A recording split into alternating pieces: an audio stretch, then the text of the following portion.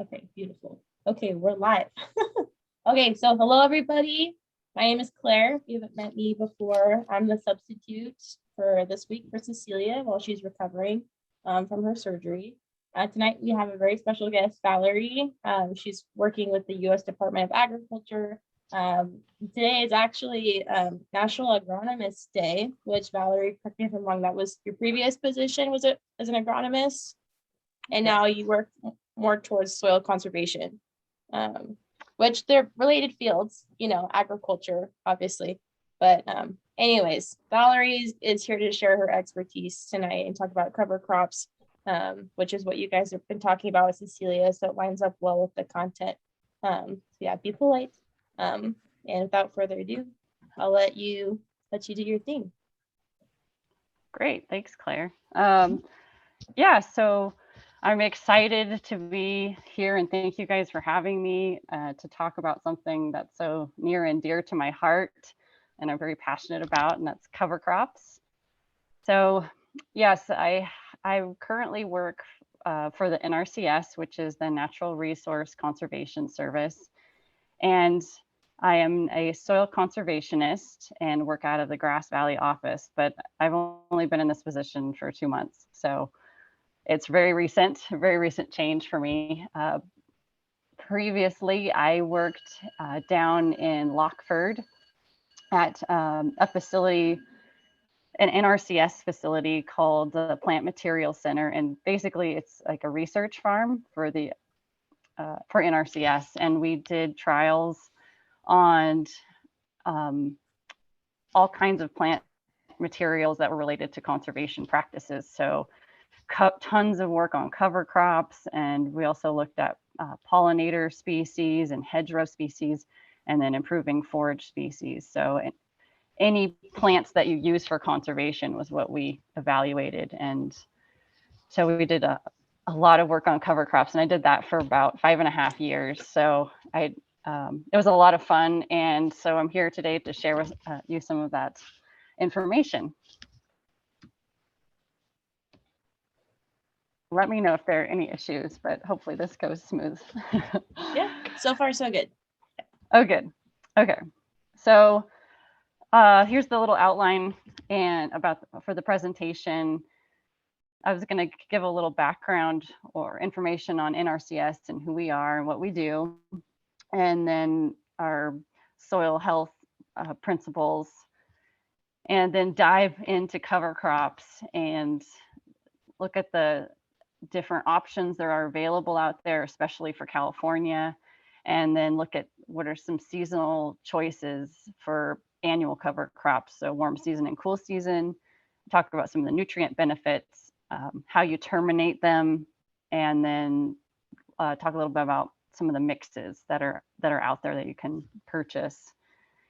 And then get into considerations and challenges for implementing cover crops. And then finally, I have a case study that's in a walnut orchard where we looked at several different cover crops and some of our data on soil health that we found. So just some California statistics right up front, since it's Agronomy Day. California is a very special place, and we have over 400 different commodities with an agricultural total value of 50 billion. And that was in 2019. I think it's like 49 billion in 2020. So very impressive. And then we provide over 1/3 of the country's vegetables and 2/3 of the country's fruit and nuts. So there is a ton of different systems, especially in the Sacramento and San Joaquin valleys in California. And it's very complicated. And a lot of things are really site specific because you have not only different crops, but different soils. And then we have the different challenges of things like water and issues with irrigation and drought, and then groundwater depletion, and then soils degradation and air quality issues. And these are all add to the complexity of working in agronomy and trying to improve soil health in California. So NRCS, who are we? So we are a federal agency that came out of the Dust Bowl. So we were created in response back in like the 1930s. And it was to help with the erosion issues of the Dust Bowl. And back then we were called the Soil Conservation Service, and now we're called NRCS, or Natural Resources Conservation Service. And we love our acronyms. And what we do is we provide technical assistance and financial assistance to farmers, ranchers, and landowners. So we'll come out and help you with advice or recommendations for conservation practices. And then we can also help cost share on that stuff. So we can help give you money so you can actually implement these practices and protect natural resources there on the property. And our practices not only enhance sustainability on in agriculture and farmlands, but also on grazing and forest lands as well.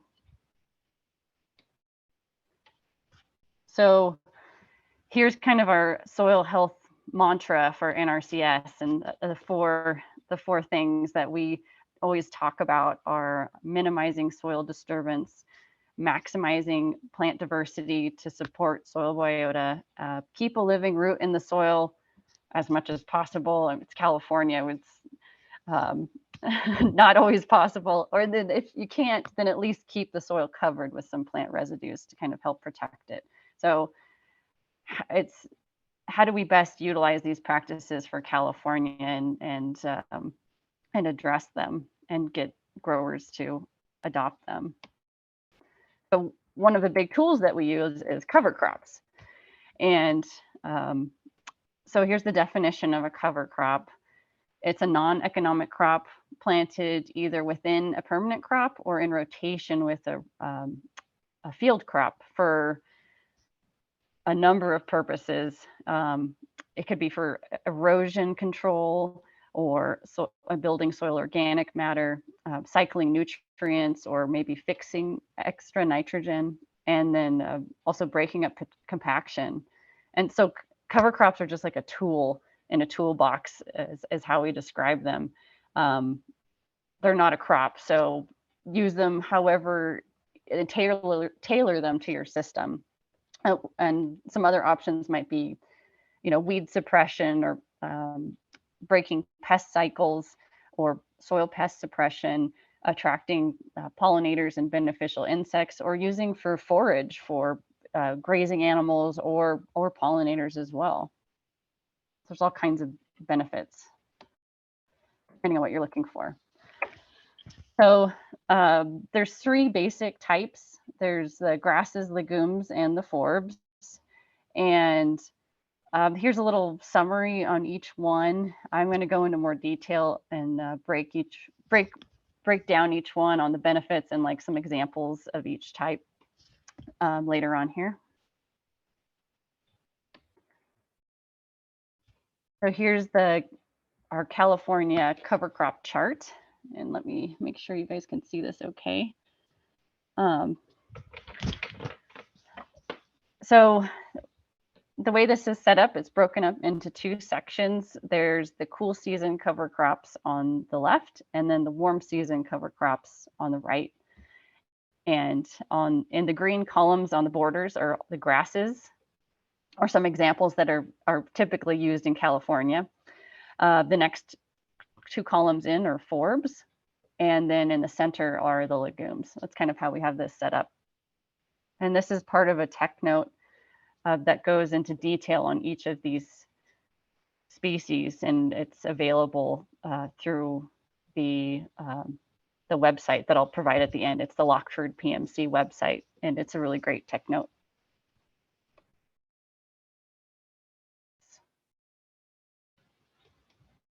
There we go. Okay, so the first decision you have to make when implementing a cover crop, or someone who wants to implement a cover crop, is the timing. So do you want a cool season cover crop or a warm season cover crop? So usually when people are thinking about cover crops, they're thinking of cool season cover crops. And those are planted in early fall or early spring, sorry. And usually they're timed with a rainfall event or with irrigation, so you can get that germination going, and the soil temperatures are still warm. So generally we use the rule late September to mid-November. And basically we say Thanksgiving, after Thanksgiving is too late for cool season cover crops until it warms up in the spring. And the reason for this is because the day length gets so much shorter, the soil temperatures are too cool for good germination. So even if you plant something, it's not the results won't be ideal, and the germination will greatly drop. And the other tricky part is planting in late September when a lot of our cash crops are being harvested. So it's like almond harvest or grape harvest. So timing that around the harvest, do you plant it before you go out and harvest, or do you plant it after you're done? Hopefully you have enough time, because obviously the priority is the cash crop. And then for a cool season, some of them tolerate really cold temperatures and even below freezing temperatures. I've planted some mixes up where I live in the foothills, and they can take a good beating from snow. It's impressive. Not several feet, but they could bounce back from a couple inches. So, and then there's in the springtime, if you choose to plant a cool season cover crop, then if it's too hot, warm temperatures will cause these plants basically to bolt. They'll just mature, set seed, and die, and you won't get the full benefit of the cover crop. So that's not ideal. But for drought tolerance, there's a huge number and variety of species and cultivars depending on what you're looking for or where you are in the state and what your water situation is. And then there's the less utilized warm season cover crops in California, and these can be a hard sell for growers, but I believe there is a fit for them. And they need to be planted after the last risk of frost has passed and soil temperatures have warmed up. So typically May to September. So freezing temperatures, anything below 32 degrees will kill these plants. And then they can tolerate really warm, high summer temperatures. We've had them growing at the Lockford facility in the valley. It's like well over 100 degrees, and the cow bees are doing fine, just trucking along. It's amazing. And again, there's a varying degrees of drought tolerance depending on the species and cultivars you use. But the hard sell in California is that it requires irrigation.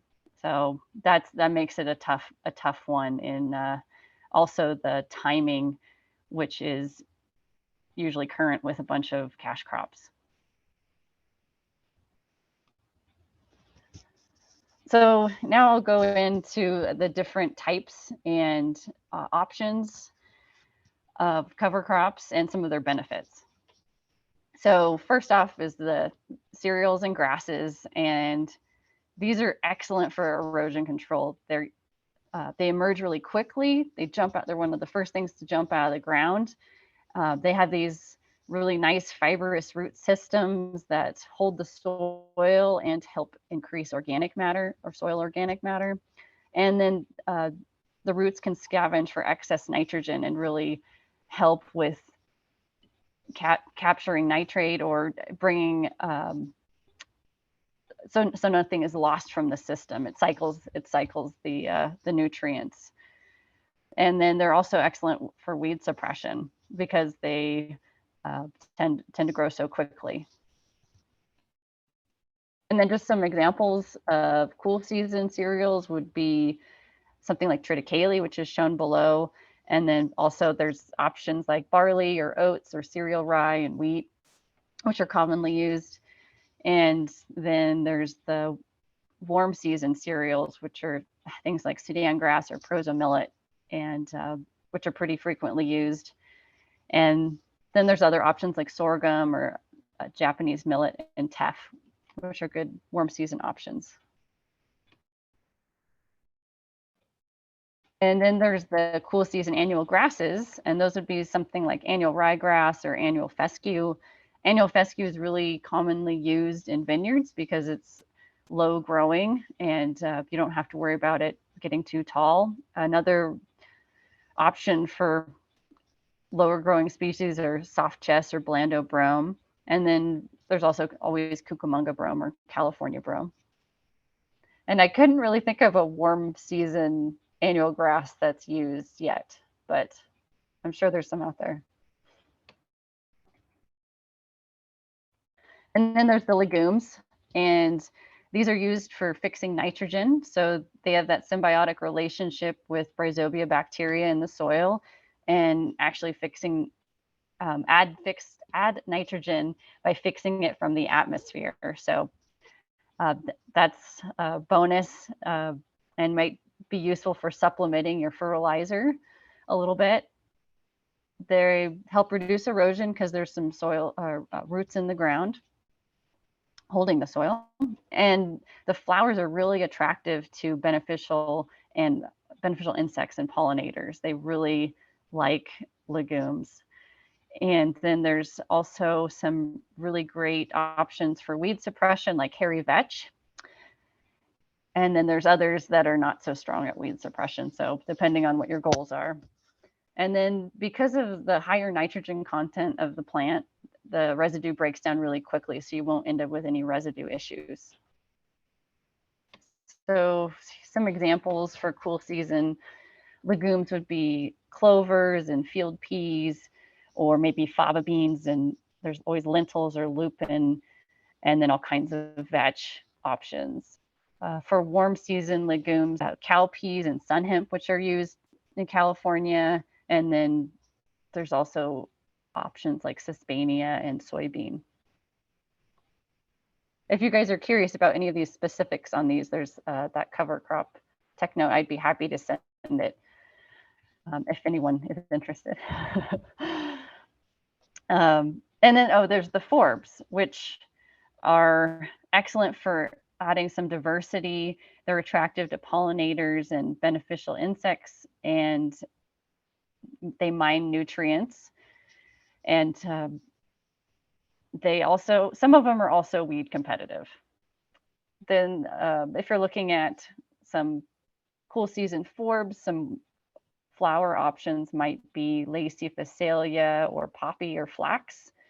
And then for warm season, you could use something like buckwheat or sunflower, which are all really nice. And then there's the brassicas, which are cool season, but I think they deserve their own category. They're really special because they work really hard, and I think they're the best bang for your buck for soil health. But those large tap roots are great for breaking up compaction and drilling down and cycling those nutrients and bringing them to the surface. They also decompose pretty quickly, not as fast as legumes, but faster than grasses. You won't end up with as much residue as you do with grasses. And then they're great for holding the soil and using for weed suppression. Brassicas are one of the first things out of the ground, and they have those nice big broad leaves, and they can smother weeds out and really hold the soil. And then the flowers are excellent for attracting pollinators and beneficial insects. And there's also the pest suppression. There's mustards that you can chop up and disc in, and they can be used as like a biofumigant for nematodes. So there's all kinds of amazing benefits from brassicas. And then here's some options, which would be yellow mustard or daikon radish in the photos, and then also white mustard, black mustard, or canola.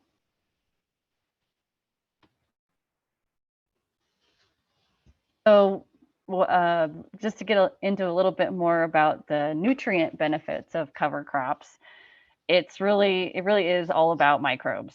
So nitrogen release and availability is totally driven by your microbial population, and also the quality of the cover crop really determines if nitrogen is going to be immobilized in the cells of the microbes or the bodies of the microbes, or if it's going to be released and plant available. So another factor that plays an important role is the soil conditions, environmental conditions. So is the soil tilled? Is it moist? Is it totally beat up? Is it powder? Do you have what's the temperature? All those kinds of things also play into it as well. But the most important thing is for nitrogen release is the mineralization rate, and which determines the rate of the plant available nitrogen. The most important factor is the carbon to nitrogen ratio, and that'll determine the rate of nitrogen release and plant available nitrogen. So the general rule of thumb is if it's less than 20-1, you're going to get it's going to be available within a couple weeks. So if you look to the right, there's a chart with a hairy vetch cover crop in red, and it's an 11-1 ratio. So that's going to break down really fast and make that plant available nitrogen available within probably 4 to 6 weeks, versus something lower down on the chart in red, which is rye, cereal rye, which it makes a difference for grasses if they are vegetative or if they're flowering. So if they're vegetative, this is 26, which isn't too bad. It'll take it's just a little above 20, but if it's flowering, it's going to take a lot longer to break down. So just things to keep in mind when you're choosing cover crops and for what purpose.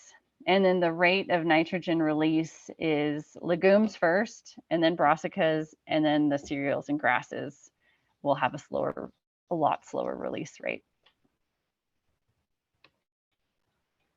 So, okay, you went out, you picked out your cover crop, you planted it, it grew, and you had success. And now you want to get rid of it. How do you get rid of this thing? It's all over the field. I want to go harvest, or I want to go do some maintenance. Get it out of here. So there's a couple different options. There's mowing or swathing, which you just can chop the material and leave it on the surface. There's pros and cons for management for that, or you could just chop it and use it for hay or silage, and which is you're removing it. You're removing it from the field, so you're losing some of the nutrient benefits and green manure benefits, but you at least have some benefits from the roots. And then there's roller crimping, which is basically towing this big, heavy rolling pin across the field behind a tractor or in front of a tractor. And this is widely used in the Midwest. We've tried to play with it a bit in California, and it is tricky because the timing has to be just right, or else you get things popping back up, and it can be a little frustrating. Another option is just the classic disc it under.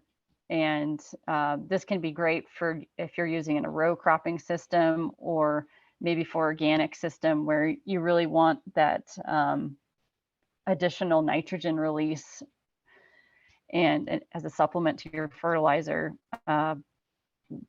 The challenges with this are soil moisture loss, your soil structure gets destroyed and pummeled, and then there is some loss of carbon. If you have warm season cover crops, you can just let the weather kill it, wait till it gets to freezing temperatures, and then decide what to do with it. And then there's grazing. You can bring in cattle or sheep and graze it off, which is another good option. And then there's finally there's chemical herbicide, which is a little bit more expensive of an option and not very widely used in California. Valerie, I think Yeah. we have a question from Lisa. Lisa, do you still have a question? I see you got a hand up. Yes, I was wondering, I was looking at the mustard, which is a brassica that does a lot of different things. And where would that come in your chart with the carbon to nitrogen ratio? Would it be down like where you said flowering would have more of a ratio? Or because I didn't really see brassica listed in that chart. Yeah, that one, it's not in there. There is a different book that I can send you guys the reference to. It's really great. It falls right in between the grasses and the legumes. So it tends to, if it's before flowering, it has a lower carbon to nitrogen ratio. It can be like 15. It can be below 20. It kind of depends. If it's in full flower, then it will be higher. But it does fall between the two of them. There's a nice chart that Richard Smith came up with in this book. I think it's cover cropping for or cover cropping in like basically the Salinas and coastal areas with vegetable cropping systems. And he has a whole section there on nitrogen management and some good ratios of data that they've taken. Sorry, I don't have it in front of me. Oh, no problem. I can look it up based on those references. Thank you. Yeah, it's a really good book. And he also has a whole section there on nematodes if you're curious about that, and mustards as well. So it looks like we have one more question about swathing, about what exactly that is for cover crops. Sure. So swathing is just like mowing. It's just with a little bit bigger piece of equipment. So you take, I wish I had a picture of it. You take a mower out there and it'll chop up the cover crop into little pieces. And swathing will just go through and kind of chop it off on the bottom. And you can, so you get a lot larger of a piece of plant just laying on the ground versus it getting all ground up. So like hay or straw? Yeah. They're typically used in more forage operations. Interesting. Yeah. All right. Well, thank you. Appreciate that. Yeah. That's perfect. Yeah, just interrupt me. That's great. Yeah, I'm sorry. I was like, oh wait. I was waiting for a good time. That's perfect. Can you see the slides again? Okay. Yeah, we're good. Okay, awesome. Okay, still learning Zoom. Now I was going to talk to you guys a little bit about cover crop mixes for perennial systems. Perennial systems are some of the easier systems to integrate cover crops into because you tend to have middles, and it can be challenging with some of the row crops. But here's some basics for cover crop mixes that you can just buy off the shelf or just get from any retailer. And one of the top ones is a plow down mix. And these produce a lot of biomass and a lot of organic matter and like green manure material. They're usually tilled under, that's a plow down mix, and then they're replanted every year. These can include things like brassicas and small grains, and they also have legumes, quite a few legumes that are left cut off. Another option would be annual reseeding cover crop mixes, and these are lower growing. There's less biomass and less organic matter. They self-perpetuate for several years before the diversity declines. So we've done trials with this, and they will go for a couple years, and then you end up with maybe 2 species of what you planted, and the rest are weeds. So you have to go back in and replant it. But at least you are drawing that initial cost over a couple years versus having to reseed it every year. And then there's perennial sod, which can be what we call it would be like a conservation cover is the term for we use it for an NRCS, but it's also a cover crop because it's covering the soil. So it kind of depending on who you're talking to, but there's some really good or certain situations that fits into. We'll go into a little more detail about each one. So the plowed-on mixes, a traditional plowed-on mix has like bell beans, peas, vetch, and a cereal grain. So like oats, triticale, something like that. And then you can also add things like mustard or radish. And the other option would be just using something like only triticale, so only a cereal grain, and that can also be a plowed-on mix. And then some of the advantages of plowed-on mix is that you get some basically free nitrogen. So it's fixed or recycled. It's not lost from the system. And then these are relatively easy to establish. Since they're large seeded species, they're a lot more forgiving, and they can establish in some pretty tough conditions. So if you have some marginal ground, these have a better chance of actually germinating. And they're a little more, more forgiving for sure.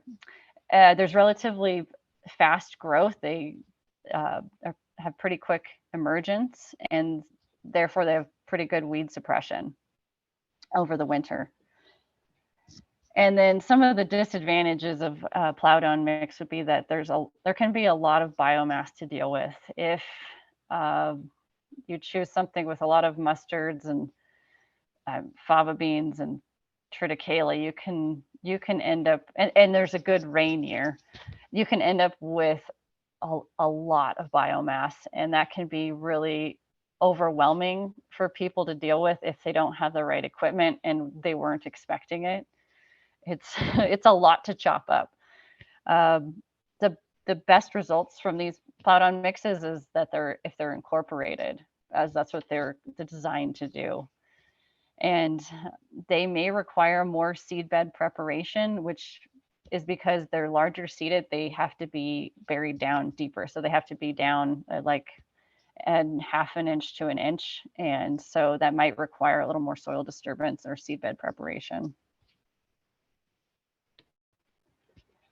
And then there's the annual reseeding cover crops, and there's things like all legume cover crop mixes, and these have clovers, subclovers, and medics, and these are great options. They have really good winter and spring growth. Legumes tend to pick up a little bit faster in the early spring and late winter on their growth. And then there's dead mulch over protecting the soil in the summer. And then with proper management, they will reseed themselves. You can throw in some annual grasses, and suddenly they're an erosion control mix. Or you can add some flowers for attracting beneficial insects or pollinators, which is always really nice. So some of the advantages of these annual reseeding mixes are that there's less biomass to deal with. There's several years between plantings. There's a minimal floor disturbance and less plant to maintain. So these are typically small seeded species, so you don't need to plant them any deeper than probably 1/4 inch. So you don't have to, you could broadcast them, or you could just scratch them in, and it's a lot easier, and it doesn't break up the soil. And they can suppress summer weeds, and there's some soil coverage in the summer. Some of the disadvantages would be that they're trickier to establish. Small seeded species can be a little bit more fickle. There's more management required to have a higher success rate. You have to watch it, know when it's going to go seed to seed and manage for it. If you go in and mow too early, it's not going to go to seed, and you've missed the whole point of having a reseeding cover crop mix. But sometimes it's really hard for growers to have like a field in the picture, and they're looking at all this dead stuff and it's ugly, and you have to wait for the seed to get ripe. So it can be tricky and take a little bit more patience. And then because it's a reseeding mix, there's less nitrogen fixation because that nitrogen is going into the seed. And then there's a longer release curve a lot on these systems. They're not terminating it and disking it in and getting that slug of nitrogen all at once. And they don't typically tend to be as competitive with winter weeds because they germinate a little bit later and a little bit slower. And then there's the perennial sod cover crops, and there's both grasses or clovers or options. For the grasses, there's things like turf grasses, so like perennial ryegrass or fescue, and then there's orchard grasses also. The tricky part with the perennial grasses is that they can be patchy and over time get lumpy in spots, which can make it challenging especially for spray equipment if you're bumping along and trying to spray a canopy. So trying to keep it uniform. And then the clovers, there's year-round nitrogen release, which may or may not be a good thing. And then the clovers also require irrigation. So you need some kind of solid set or some way to keep them going. And so there's the challenges with cover crops and considerations when you're talking to someone or you're thinking about putting one in. These are the questions I kind of go through when someone comes up and tells me they want to put in a cover crop. This is where I start. I start talking to them about, well, where are you going to plant it, and when are you going to plant it? Is it in the winter or is it in the summer? Is it on edges of the fields or like field borders, or is it going to be in rows or middles? And then how are you going to plant it? Do you have equipment? Do you have a drill? Do you have a broadcaster? Are you going to just go out and kind of throw seed? Are you going to use a single species or a mix? And then there's the whole question of cultivars too, which can be a can of worms because there's a lot of options. And then management, how are they going to manage it around their cash crop? Obviously, their cash crop is the priority, and cover crops are a tool. So how do they plan on making that work? What type of system is it going to, and then perennial or annual system? And then where's the water going to come from and how much? So is it going to be rain fed, or is it going to be some kind of irrigation setup? And how much water is going to be able to get to the cover crop, and where is the water? And that's a big one in California, because sometimes in the winter we don't even get enough rain to germinate a cover crop, which is like this last year. It's a big bummer for people who are just adopting it. And then there's the costs of it. So the cost not just only of seed, but of management and the time it takes and labor, and then maybe running the equipment or renting the equipment.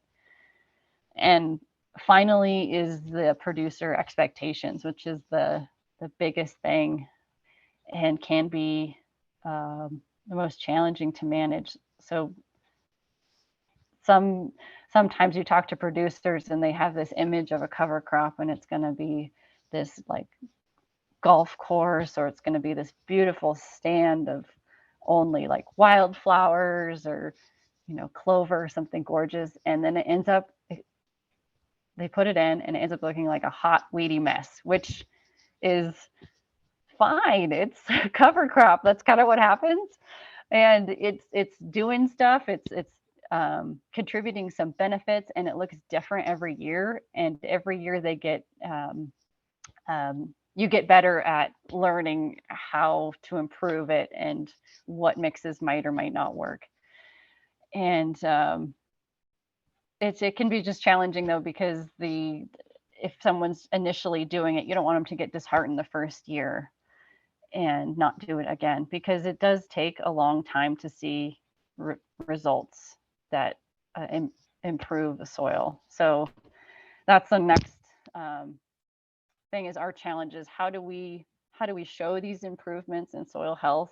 What are the right parameters to measure, and what's important to the grower? It is worth it, and why it's worth it, explaining why, or making sure the grower can see the value in it, because there's no immediate gratification. And then it usually takes at least 3 to 5 years to see improvements. So they have to be in it for a longer haul than just a year.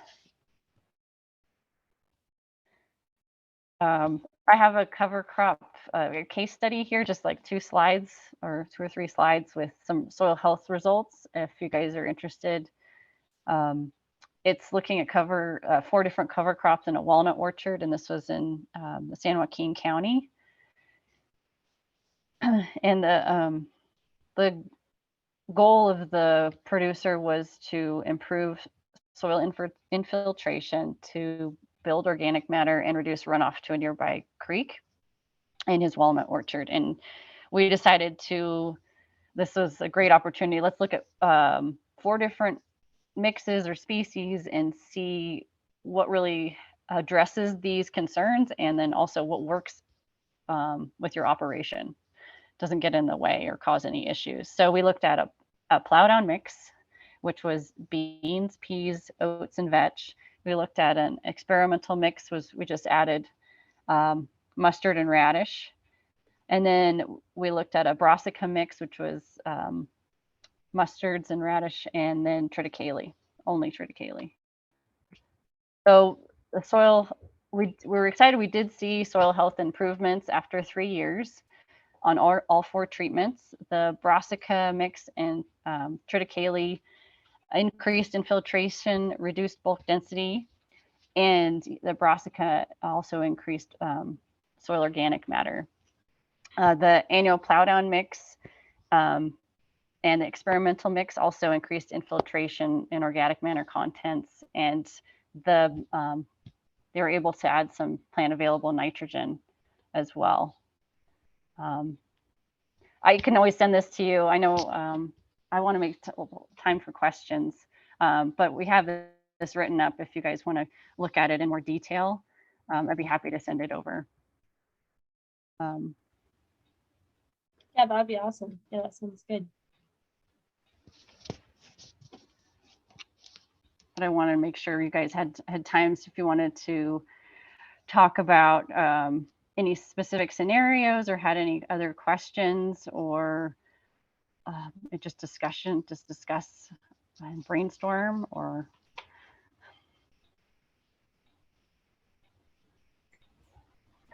So I'll ask the rest of that question I had about the brassicas. Yeah. There were, I can't remember what the other mustard, there was another cover crop that had said that it helps with nematodes, if you have nematodes in the soil. And I got conflicting information. I found in some places where it said, well, it hasn't been proven. And then in other places it says it's a good way to help treat nematodes. Do you know what the current situation is? Has there been any research on that? Maybe at the university or through the USDA? Yeah, I know there's some research going on. There's some mustards that I know they're bred for suppressing nematodes. Like there's one called Nemfix, and I think there's a couple, that's probably just like a registered name, but I think there's a couple of those. So the tricky part is that you can chop it and incorporate it, but I think to get maximum results and really biofumigate, I think you're also supposed to tarp it. And then there's also the issue with, well, you're planting a cover crop, but the nematodes are on the crop, where the roots are for that crop. So how do you get the address those nematodes?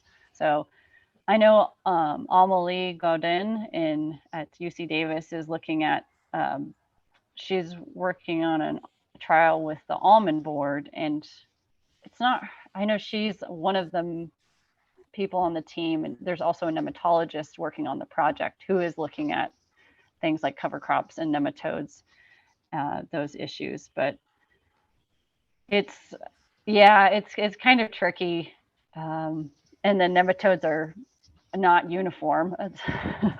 So some growers swear by it that it totally works and they'll use it, and others, don't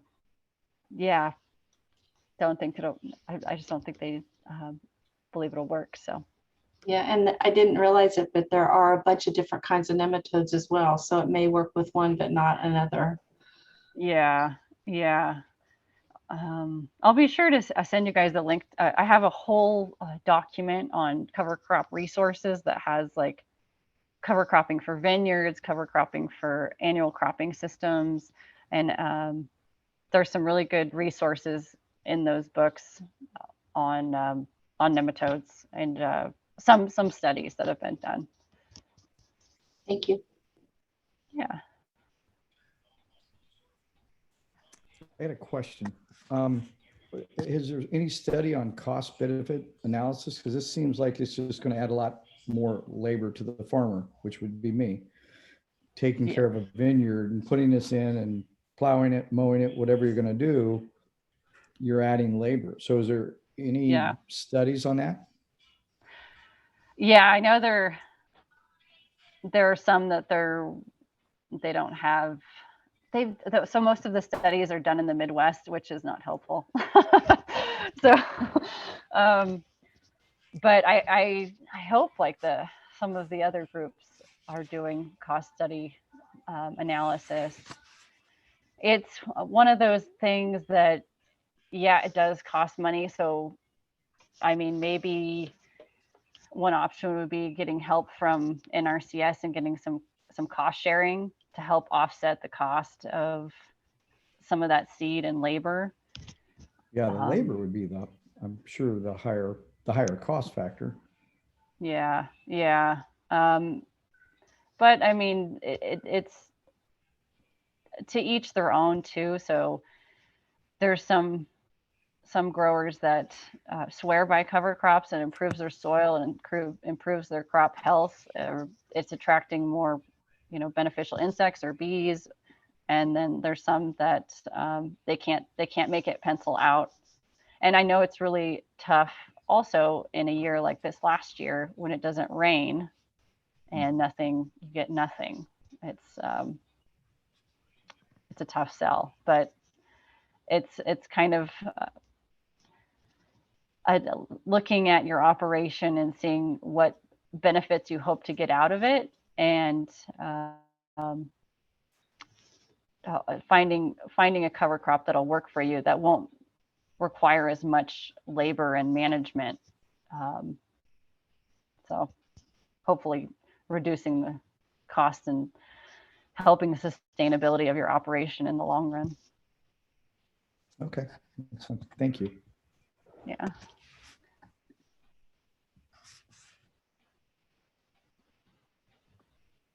Question? I have a question. Oh yeah. So last year I planted about 3 rows of fava beans, and I planted it on an area where there is kind of like slope in the vineyard, just to for erosion, and plus we like fava beans. And what happened is they started growing nicely and dependent on rainwater only. And then the rain stopped early and they dried. So Basically, I don't know if I benefited any. And my question is, I'm gonna plant them again this year, but I'm wondering, is there any other crop that will be more drought tolerant? Because we can't guarantee what, the rain will be. And I don't want Yeah. to. Yeah, last year was disappointing. And fava beans are one of those cover crops that do require a little more water. They're not as drought tolerant as some of the field peas or clover or vetch. I wouldn't recommend if you're going to use vetch. I guess it depends. So, are you looking at using a legume or just any kind of cover crop to help with erosion? No, so the fava beans, because again, we like it, so I'm Oh, just okay. planting it again, but I want to plant something else, and I'm Yeah. wondering, what should I plant? It doesn't matter, Oh. it's legume or not legume. Well, fava beans are pretty big seeded. So if you're going to plant something, you want to pair it with something else that's you have to plant at the same depth, right? You don't want to do 2 passes. So there's common vetch, which is good, or you could use some of the field peas, and or you could use a cereal, which are drought tolerant and they're really good for erosion. You can't eat them, but they're at least you get some good soil protection. Things like triticale or oats, depending on where your vineyard is, or if it's further down south, you could use barley. Okay, thanks. Yeah, yeah.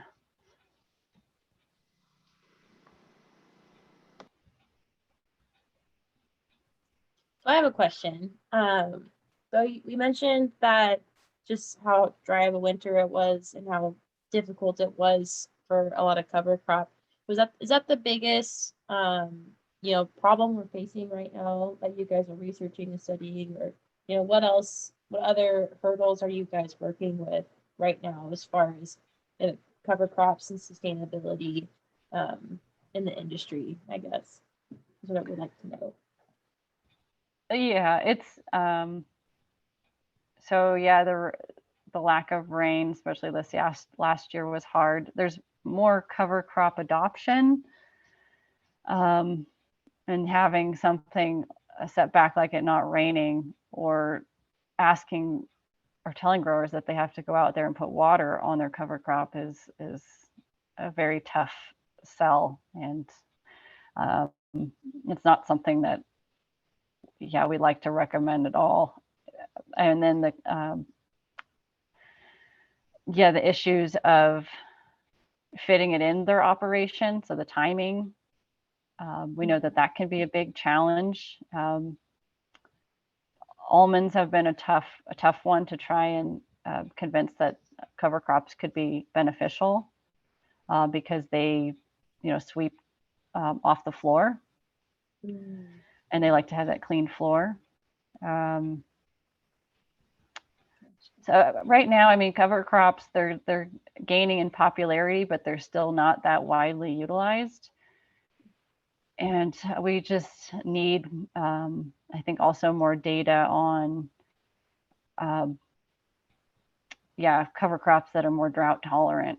It would be great if we could find some that require little to no irrigation and grow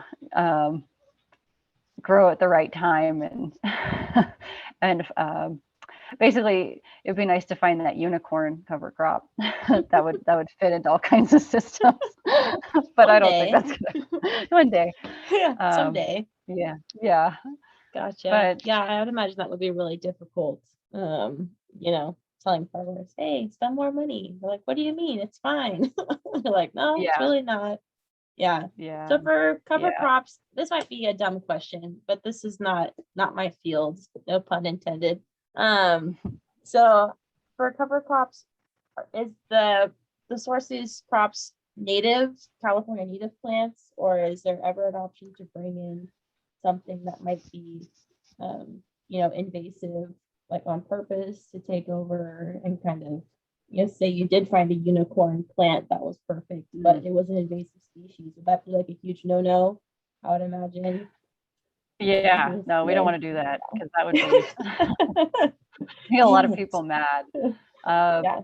Yeah, so these cover crops are all introduced species, but they've gone through a lot of breeding process and they've also gone through a lot of troubleshooting. So making sure that, yeah, they don't become, that's one of the things we look for. Like, is it going to start creeping into the row and become an issue? Like, annual ryegrass, which has developed Roundup resistance. So, that one's kind of on the fence right now because you can't get rid of it, or it takes it's a challenge to get rid of. There's the walnut grower I was working with. He was really against using mustards, and rightly so, because there's all those field mustards in the summer. It took him forever to get rid of them. And he's like, what, you want to bring them back in and plant them in my walnut orchard? And it's like, it was a fight, but I'm like, no, these are different. They grow in the winter. They won't become a weed problem. And they don't. They're a totally different type. And he actually ended up being his favorite, and he implemented them in all of his walnut orchards, not just the one block, but all of the walnut orchards. He was so pleased with what they did. So That's awesome. there can be, yeah, natives are a different breed because the seed is so expensive. You can use natives, but the cost is even higher, and that makes it the seed bed prep and the weed control that much more critical and expensive. So you can do it, but it's just, you have to look at it as not just a year cover crops. We think of like yearly, and then if you were to use natives, you want that cost to go over a much longer period of time because it's so high. Gotcha. Interesting. Learn something every day. Oh, good. It's awesome. All right. Well, I think we have just about reached our normal lecture time here. Anyone else have any questions for the lovely Miss Valerie? Speak now or forever hold your peace. What is the most popular choice for California? I guess for Northern California, since Southern California is a very different animal. For the cover crop? Yeah, what tends to win out? Because there seems like there's so many options depending on what you're looking for your field, but what tends to be picked? I guess so for vineyard systems. Or okay. So for down south, there's a lot of for vineyards, they'll use like barley or clovers. And I know up north, there's a lot more rain, so there's a lot more flexibility in what they can use. I'm trying to think. I think, yeah, there's a lot of people use fava beans and mustards, probably for the nematode benefits. And then when I drive through some of the areas, there's also a lot of crimson clover because it just looks so pretty in the vineyards too. So there's a little bit of balance of like soil health and then also marketing, I think. That makes sense. But definitely, yeah, down south they use the more drought tolerant, hardier species like barley and rose clover and stuff like that can handle lower rainfall. Would it be if you were looking to plant a clover, would it be worth trying to plant the native clover for the area, or would it not be as competitive? Yeah, it would not be as competitive. Okay. It seems like if you're trying to attract native pollinators or something like that. Does that make sense? Yeah. Yeah, so we did a study on and I can send this trial to you. It was looking at mixes for attracting like pollinator mixes for vineyards, and looking at what the best management for getting them to reseed. But I mean, you can plant things that are attractive that don't cost as much. Like the native clovers are really expensive, so maybe something like poppies. Poppies are great, and there's a huge range in where they grow in California, and they're drought tolerant. They're super tolerant, yeah. Yeah, and then Phacelia is a good one. That one's a little bit cheaper as well, and it can grow quite a few places. What else did she use that did really well? Trying to think. Anyway, I'll send you the paper and you can see. But yeah, poppies is like one of those things it really persists as well over years. So you plant it once and it'll actually keep reseeding really well. Awesome. Thank you. Yeah. Alrighty, Valerie. Well, I think we'll let you get back to your evening. But thank you so much for this lovely, very informative talk tonight about cover crop. I learned a lot, that's for sure. I'm sure everyone else did too. Can't say thank you enough. So appreciate it. Well, thank you guys for having me. Thank you. so much. Thank you. Have a good night, everyone. Thank you as well. You too.